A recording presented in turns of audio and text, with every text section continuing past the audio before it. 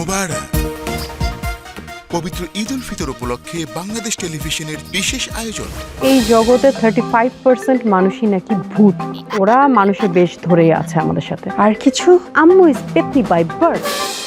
ওই যে গিয়ে গিয়ে নেচে নেচে গান করেন, উনি তো হচ্ছেন আমাদের ভূত রাজার আপন ভাতিজি। আমি যেহেতু ভূত, সেজন্য ও ভূত হয়ে জন্ম নিয়েছে। আন্টি, আপনাকে দেখলে আমার খুব ভালো লাগে। Thank you. ভূত হলো আমাদের কিন্তু লজ্জা শরম একটু বেশি রুমকি।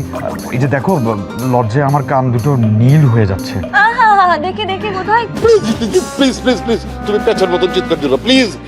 তাহলে আমার বিশ্বাসটা কিন্তু আরো দৃঢ় হয়ে যাবে। আপা যদি মানুষ না হয়ে ভূত হয়, তাহলে তো ফর্মুলা অনুযায়ী ভাই হিসাবে আমারও ভূত হওয়ার কথা। এতদিন আমি একটা ভূতকে ভালোবাসছি। সমস্যা কি? আমার বউ তো মানুষ, আমি ভূত।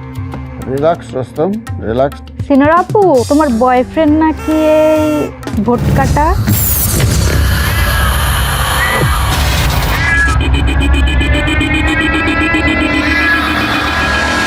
আপনারা যদি কথা দেন তার কোনো ক্ষতি করবেন না, তাহলে আমি তার নামটা বলে দেব।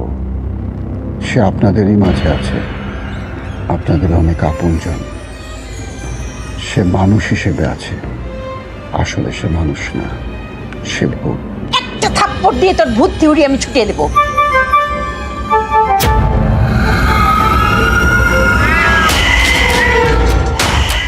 বিশেষ নাটক মধ্যযানের 3 অতিথি। রচনা শায়ের খান, প্রযোজনা আফরোজা সুলতানা। দেখবেন ঈদের 4র্থ দিন রাত 9টায়। ঈদের এই বর্ণিল আয়োজনে বাংলাদেশ টেলিভিশনের সাথেই থাকুন।